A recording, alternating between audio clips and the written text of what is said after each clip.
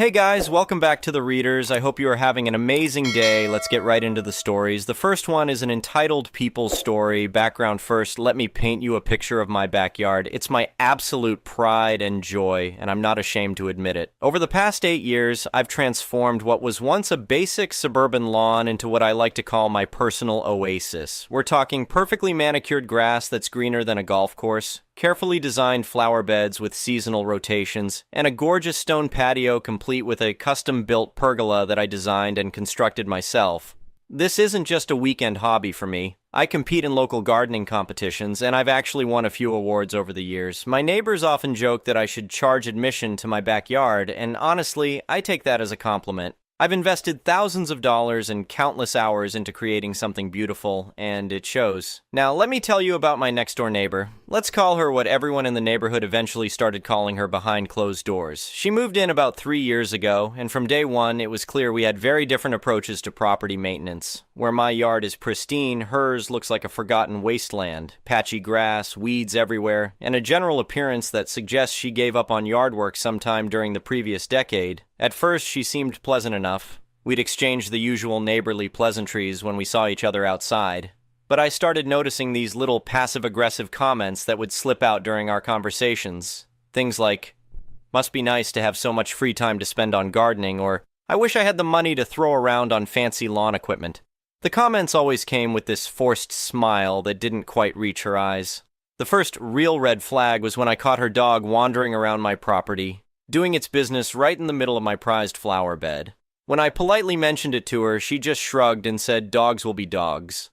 No apology, no offer to clean it up, just this attitude like my concerns were completely unreasonable. But I'm getting ahead of myself. The real problem started small, which is probably why it took me so long to realize what was actually happening. The mysterious disappearances. It began with my pruning shears. Now, these weren't just any ordinary pruning shears. They were a high-end ergonomic pair that my late father had given me as a housewarming gift when I first bought the place. They had this perfect weight and balance, and honestly, they were probably worth more than most people spend on their entire garden tool collection. More importantly, they had sentimental value that couldn't be replaced.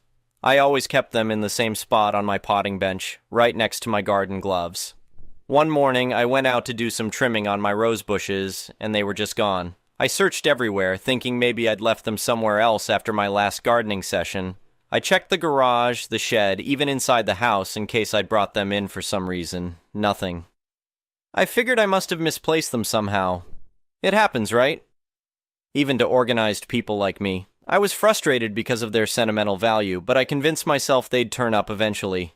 About a week later, my brand new rotating sprinkler vanished. This was a top-of-the-line model that I just installed on my front lawn. It had these precision nozzles that created the most beautiful, even spray pattern you've ever seen. I'd spent weeks researching different models before settling on this particular one. The morning after I'd used it, I went outside to move it to a different section of the lawn, and it was completely gone.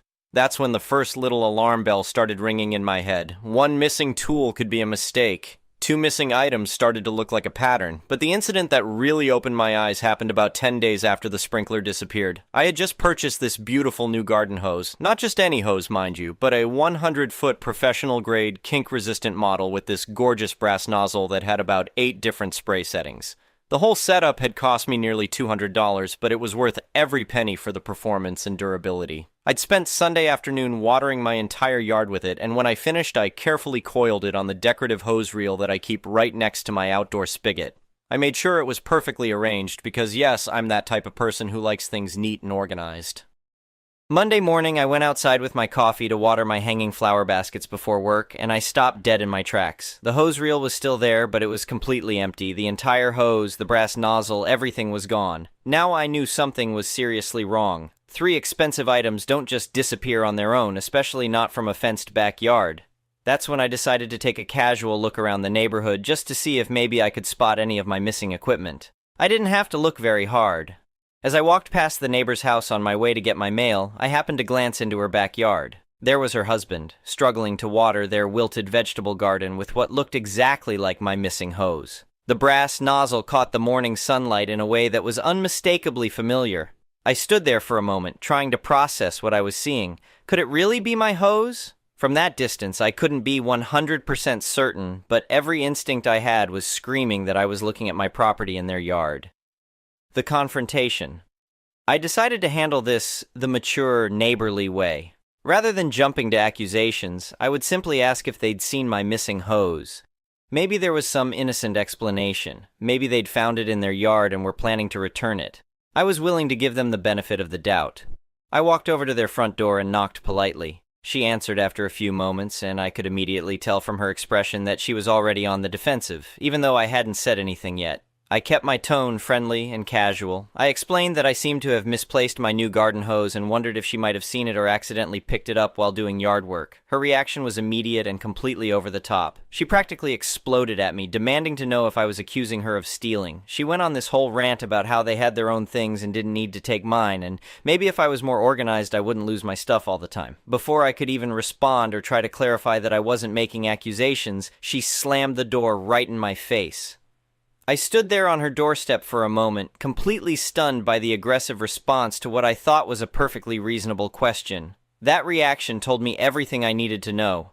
If she'd never seen my hose, a simple "no, sorry" would have sufficed. The explosive defensiveness and immediate accusations of being accused were classic signs that I'd hit a nerve. I walked back to my house knowing that I was dealing with a thief, not a misunderstanding. The final straw. About 3 weeks later, I was preparing for a big family gathering. My parents were flying in from across the country, along with my sister and her kids, and I wanted my property to look absolutely perfect for their visit. I'd been planning this event for months, and every detail mattered to me.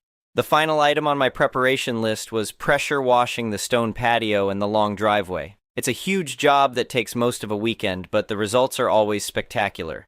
The problem was that I'd always rented pressure washers from the hardware store for this kind of work, and they were usually underpowered and frustrating to use. I decided this was the perfect opportunity to invest in my own professional-grade pressure washer. After researching different models and reading countless reviews, I settled on a gas-powered beast that cost nearly $1,000. Yes, it was a significant investment, but I knew it would last for years and give me the kind of results I was looking for. The pressure washer arrived on a Friday, and I spent Saturday morning putting it together and familiarizing myself with all its features. When I fired it up for the first time and saw the incredible cleaning power it delivered, I knew I'd made the right choice.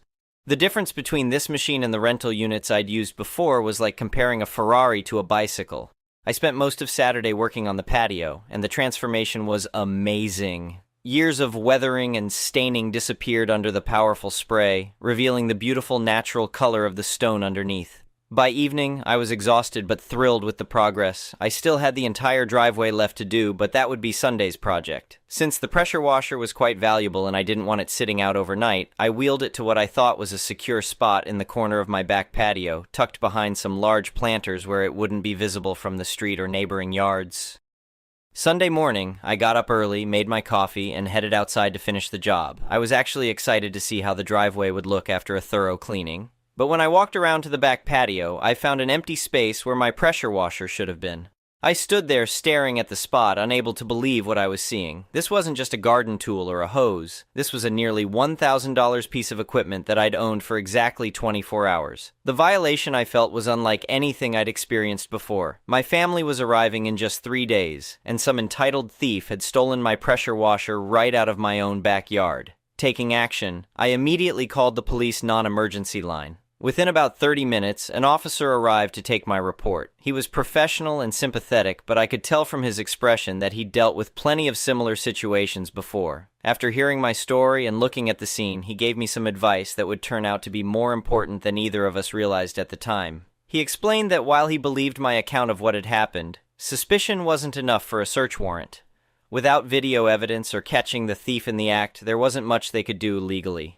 Then he said something that stuck with me. He suggested that I install security cameras and, in his exact words, clearly label your valuable property to make any future thefts easier to prosecute. Those words echoed in my mind as he drove away. Clearly label my property. I thought about my neighbor's explosive reaction when I'd asked about the hose, and I started to form a plan that would be absolutely diabolical in its simplicity. If clearly labeling my property was what was needed, then I was going to label it so clearly that there would be absolutely no question about ownership when the thief struck again. Setting the perfect trap, I went on what can only be described as a shopping spree, but not the kind most people would expect. Every item I purchased was carefully chosen as part of an elaborate plan that was forming in my mind. First, I bought an identical replacement pressure washer. Same model, same color, same everything. But this one was going to be special. Next, I visited an electronics store and purchased a high-definition security camera with night vision capabilities. But instead of mounting it obviously on my house, I bought a realistic-looking birdhouse and carefully modified it to conceal the camera. I positioned it with a perfect view of the back patio area where I planned to place the new pressure washer. Then I went to an automotive supply store and bought a small magnetic GPS tracker designed for keeping tabs on vehicles. It was about the size of a matchbox and had a battery life of several weeks. But the real secret weapon came from a specialty security supply company. I ordered a bottle of invisible UV marking gel that was used by law enforcement for asset tracking. This stuff was completely invisible to the naked eye under normal lighting conditions, but it glowed brilliantly under black light. Even better, it was designed to transfer to anything that touched it, meaning that anyone who handled marked equipment would end up with the evidence all over their hands. When all my supplies arrived, I felt like a spy preparing for a crucial mission. I wheeled the new pressure washer to the exact same spot where the previous one had been stolen. Then I attached the magnetic GPS tracker to the metal frame on the underside where it would be completely hidden.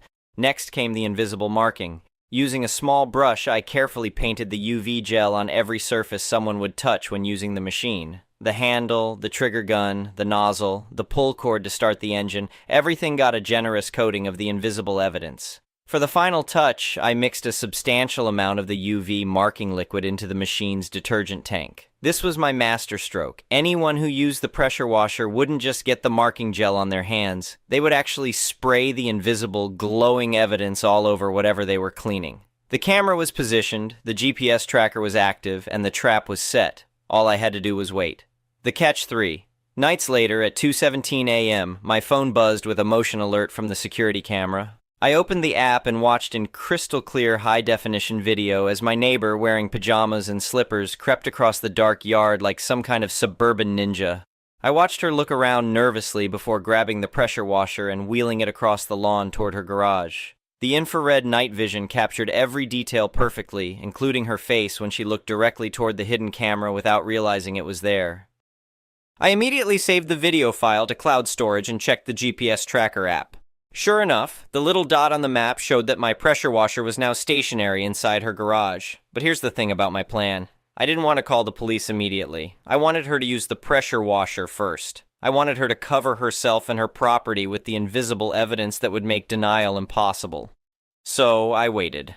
The following Saturday morning, I was rewarded with the beautiful sound of a gas engine roaring to life from her backyard. I quietly walked to the fence line and peeked through a gap between the boards. There she was, happily blasting away years of grime from her concrete patio with my stolen pressure washer. I watched her work for a full hour, knowing that with every spray, she was coating herself and her property with glowing evidence. The invisible marking gel from the detergent tank was being sprayed everywhere, creating an incriminating pattern that would be impossible to explain away. When she finally turned off the machine and started admiring her work, I smiled and went inside to make a phone call.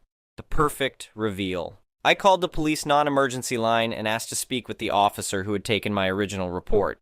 When he came on the line, I could barely contain my excitement. I explained that the thief had struck again, stealing my replacement pressure washer, but this time I had everything needed for prosecution.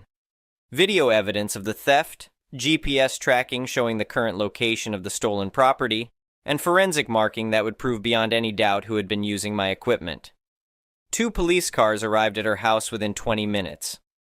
I walked over to meet them, carrying a powerful handheld blacklight that I'd purchased along with the marking gel. She was still in her backyard, proudly surveying her half-cleaned patio when she saw the police cars. I could see the panic in her eyes as she quickly tried to compose herself. When the officers approached her, she immediately went into her defensive routine. She claimed this was harassment, that I was obsessed with her, and that the pressure washer was hers, purchased on sale at some store she couldn't quite remember the name of. One of the officers, now having probable cause based on my video evidence and the GPS location, informed her that they needed to inspect the machine in question. That's when I stepped forward with the black light. I asked the officers if they'd like to see the forensic marking I'd mentioned in my report. With their permission, I turned on the black light and shined it on the pressure washer. My initials, which I had painted on the machine in UV gel, blazed in brilliant blue letters that seemed to glow with supernatural intensity. Even in the bright daylight, the marking was clearly visible under the black light. Her face went completely white as she stared at the glowing evidence. But I wasn't done yet. I suggested that the officers shine the light on her hands. When they did, her palms and fingers lit up like Christmas decorations, glowing with the same blue evidence that was all over the pressure washer. For the grand finale, I pointed the black light at her patio. The overspray from the detergent tank had left glowing patterns all over the concrete and even on the side of her house. It looked like some kind of alien crime scene, with glowing evidence covering everything. She was literally caught glowing-handed. The combination of video evidence, GPS tracking, and the impossible-to-deny forensic marking created a case so airtight that even her lawyer would later advise her to plead guilty. She just stood there, speechless and horrified, as the reality of her situation sank in. Justice served. The officers arrested her on the spot for theft, but the story gets even better. While they were processing the arrest, they asked if I wanted them to search her garage for my other missing property.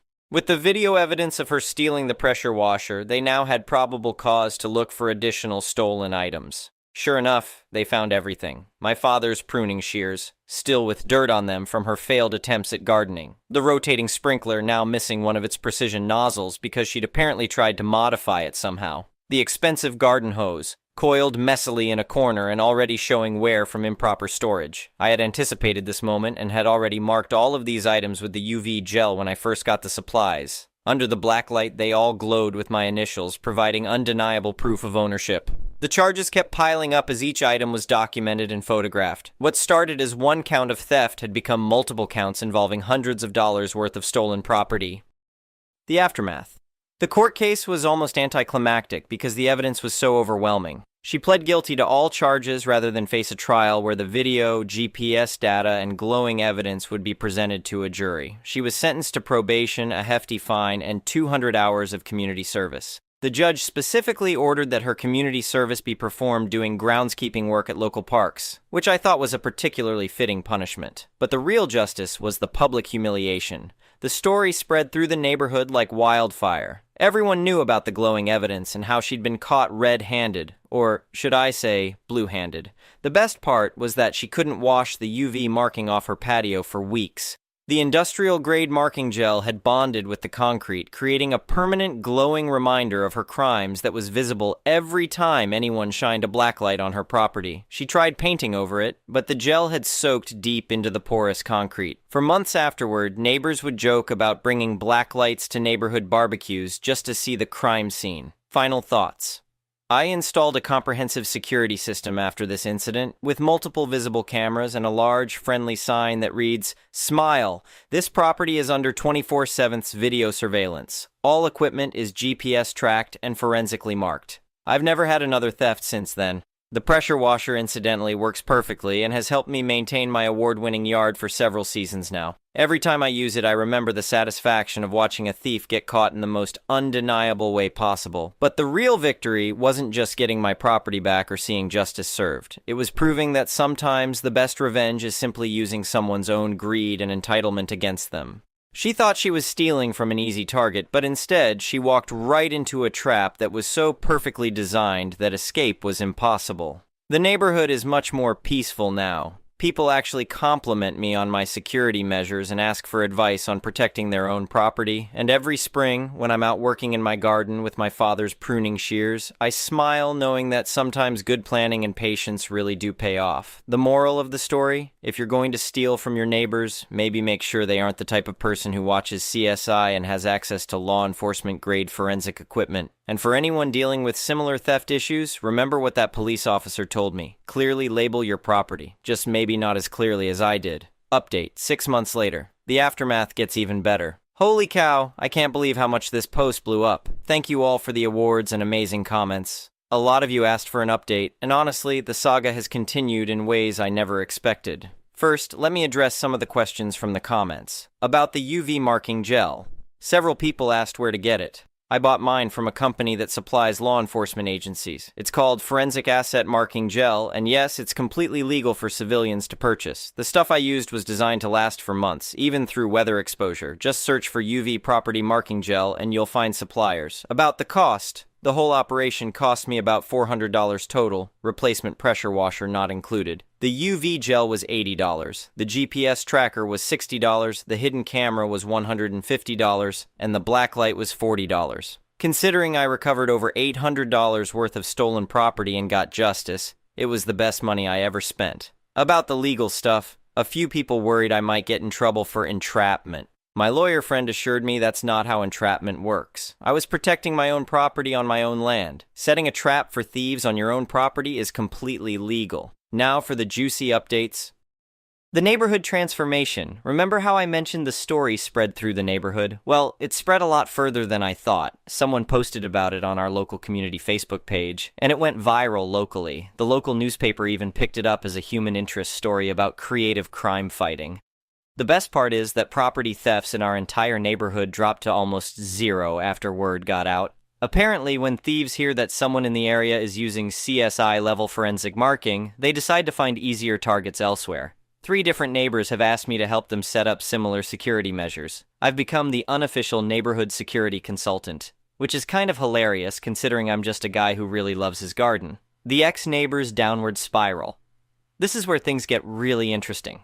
About 2 months after the court case, I noticed a for sale sign go up in her yard. Apparently, between the legal fees, fines, and the neighborhood reputation, she decided it was time to move. But here's the kicker. The UV marking on her patio became a real problem when she tried to sell. The first couple of potential buyers brought blacklights to the showing. Word had gotten around about what to look for, and when they saw the glowing evidence all over her concrete, they walked away immediately. She ended up having to disclose the property marking incident to potential buyers, which basically meant explaining that she was a convicted thief and the patio was permanently marked with evidence of her crimes. You can imagine how that affected her property value. She finally sold the house for about $30,000, less than comparable homes in the area. The new owners are a lovely retired couple who actually think the whole story is hilarious. They've kept the glowing patio as a conversation piece and joke about having the most secure backyard in the neighborhood. The community service twist. Remember how she was sentenced to 200 hours of community service doing groundskeeping? Well, it turns out that one of the parks where she was assigned to work was visible from the main road where a lot of our neighbors drive to work every day. For months, people would see her out there in the orange community service vest, pulling weeds and picking up trash, and everyone knew exactly why she was there. The irony of someone who couldn't maintain her own yard being forced to maintain public spaces wasn't lost on anyone. But the absolute best part was when she was assigned to work at the community center where I volunteer for the annual garden show. She had to spend an entire weekend helping set up the very competition that I've won multiple times. The look on her face when she realized she was essentially working for me was priceless. The investigation expansion. About 3 months after the original incident, I got a call from a detective. Apparently my case had inspired them to look into other unsolved property thefts in the area. They asked if they could borrow some of my UV gel to mark some bait property in areas where thefts had been reported. Long story short, they caught 2 other thieves using my method. Both cases resulted in convictions and recovery of stolen property. The detective joked that I should consider a career change to law enforcement consulting. The local police department even featured my story in their community newsletter as an example of innovative property protection. I'm apparently now the poster child for creative crime prevention. The copycat effect. The funniest update is that my security sign has inspired other neighbors to get creative with their own warnings. The house 2 doors down now has a sign that reads, "Property protected by DNA marking and attack cats." They don't actually have attack cats, just 2 very lazy house cats, but apparently the sign works as a deterrent. Another neighbor put up a sign claiming their property is monitored by satellite and protected by ninja squirrels. I'm pretty sure the ninja squirrels are just regular squirrels, but who's going to test that theory? The garden competition success. Last spring's garden competition was my most successful yet. I think partly because my story had made me something of a local celebrity, but mostly because I finally had all my proper tools back and could maintain everything perfectly. I won first place in 3 categories and was asked to give a presentation about security-conscious gardening. Who knew that would ever be a thing? The best moment was when they announced my wins and someone in the audience shouted, "That's the guy with the glowing evidence." The whole crowd burst into applause. I felt like a crime-fighting superhero, except my superpower is maintaining an exceptionally beautiful yard. The technical follow-up for those asking about the technical details, the GPS tracker worked flawlessly and the battery lasted exactly as advertised. I've since upgraded to a newer model with even longer battery life and better accuracy.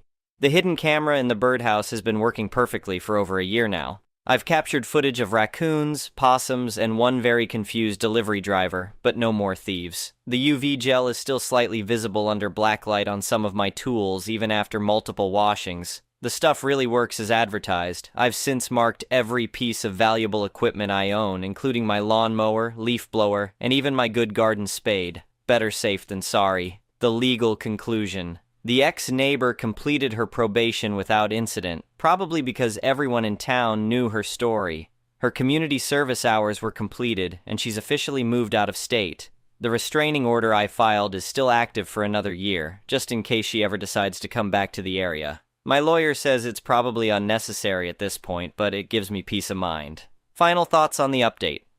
A lot of people asked if I felt bad about how everything turned out for her. Honestly, not really. She made a choice to steal from her neighbors repeatedly, and she faced the consequences of those choices. If she had just kept her hands off other people's property, none of this would have happened. The fact that her actions had long-term consequences for her property value and reputation is unfortunate, but those are natural results of her decisions, not anything I deliberately caused. I'm just glad I can enjoy my garden in peace now, knowing that my tools will be where I left them when I go to use them. And hey, if anyone else is dealing with similar problems, you now have a proven method for catching thieves red-handed. Or should I say, blue-handed under blacklight.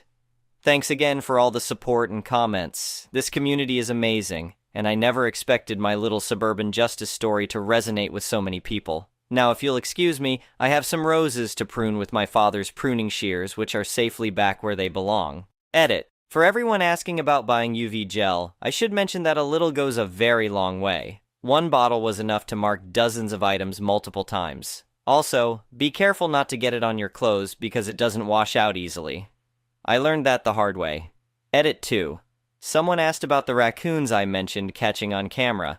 They're surprisingly entertaining to watch. One of them has figured out how to turn on my outdoor faucet and apparently enjoys playing in the water. I'm considering starting a wildlife cam channel just for the raccoon footage. The next one is a malicious compliance story. I recently started working in a very large packaging facility. Beginning there, I was excited for the opportunities I would have working for such a major company. Early on, I noticed a lot of placating, patronizing things that sent a message of, "You should be grateful you work here." It was overly obnoxious implementation too. Keeping my rosy-colored glass on, I am working as hard as I can despite everyday equipment not working correctly, conveyor belts not running, etc. Now there are a lot of rules for our safety and the company's. One of the major rules is that if you are not officially trained for it, do not do it, even if a manager tells you to. Recently, they have become draconian with tier rules, at least for the lower rung workers, not so much for management if it convenienced them. So you are getting coached, why I'm tattling on you, frequently. Now there is a manager that should not have any leadership position whatsoever. He has zero interpersonal communication skills. Anytime he has to talk to you, he is demeaning, condescending, and his voice body language lets you know how inconvenienced he is and can't believe he has to do it. Yesterday I had enough. Cue malicious compliance. I'm packing items into boxes and putting them on the conveyor belt. I run out of a few size of boxes. So, per protocol, I turn on the help light above my station and wait because I need those boxes. Manager M comes by. M, what's up, me? I need these boxes. M, well, do you know where they are, or you can go get them from another station? Me, I was told not to do that. M, what do you mean? You can't go get boxes? Okay, I'm asking to go get boxes. Me, I am not supposed to leave my station, and that is this person's job that I'm not trained for. Fine. The look on his face was blank, but turning slightly red, and I thought I could see steaming rage come out of his ears. In a few minutes, I get my boxes delivered by M and continue work. Shortly after, I see him showing around the person responsible for stocking our boxes. Not much time passes and the conveyor belt stops running and it fills up so we can't place packages on them. Before today, I would stack them around my station and keep working, find a manager, and find a solution. Our work area is not supposed to be cluttered and I'm not supposed to leave my station. So I turn the light on and stop working. M. Hey, what's going on? Me. I have no place to set my packages. M. What do you mean put them right here? Points at the floor next to my station. Me. I was told to not put anything on the floor, it's a tripping hazard. M. I can't believe. Stammer, who told you that? When I worked at X location? Stammer? Me. I had 3 trainers on separate occasions and situations tell me this. M. Stares at me for a solid 3 seconds and looks around that station over there, walk over and stack the packet there. I'll put them on the conveyor belt when I get back. The station is about 50 feet away and I'm on the end nearest it, so I start jamming out walking packages over. I hear him telling the rest of the station to do the same. In the 15 minutes it takes for the belt to run again, there is at least 75 packages piled up in their other station, all various sizes and weights. Manager walks by and stops dramatically, staring at the dragon's horde before him, mouth open, incredulous. The first package he picks up must have been heavy because he stumbles a little picking it up. The only place to put them on the line is right next to me. He proceeds to slam each and every one down on the belt, huffing and puffing. I don't even acknowledge his existence, but inside laughing my ass off. The next one is an entitled people story, just happened a few hours ago. Was at grocery store with my wife to pick up a few things. Since we had only 6 items, we lined up at the express lane. Several customers in front of us, so we waited patiently while an older man who was at the register bent over and put his head on his arm supported by the card reader. My wife and I looked at each other, wondering if he was having either vertigo or heart issues. A woman a couple spots behind him comments loudly, "I am going to go postal in a minute," to the events happening with the man. He tries to leave the register, but walks to the window about 10 steps away and repeats the action. My wife gives me her purse and goes to check on him while I stay in line. I am redirected to another register, which I pay for our items and go stand next to the man. A few managers from the store are checking up on him and called an ambulance. My wife is a former paramedic, so she gets into her groove and tries to find out what happened and where he was unresponsive at first, started opening up and feeling better after some time. The whole time I am waiting to offer additional assistance if needed. Asked if he needed water, which he declined. I'm also watching the registers, and the Karen who is going to go postal finally reaches the register and is indignant that it took her this long to pay for her food and stormed off while every customer and cashier looked in and asked if the man was okay. I kept replying that 911 had been called and an ambulance is on the way. Thank you, though. Postal Karen felt everything revolved around her, so she currently occupies a couple megabytes of infamy on the internet. My wife and Ibtree to hold on to every last scrap of humanity and try to find the good in people these days. Thank you to those who stopped to ask. Thank you to the gentleman who helped hold him up. Thank you to the store managers for recognizing the situation and calling for help. Thank you to my wife for being a very compassionate person and checking in on a stranger that we never have met before. Lastly, thank you, sir, for your service in the Navy. We never got your name, but still thank you. Anyway, thank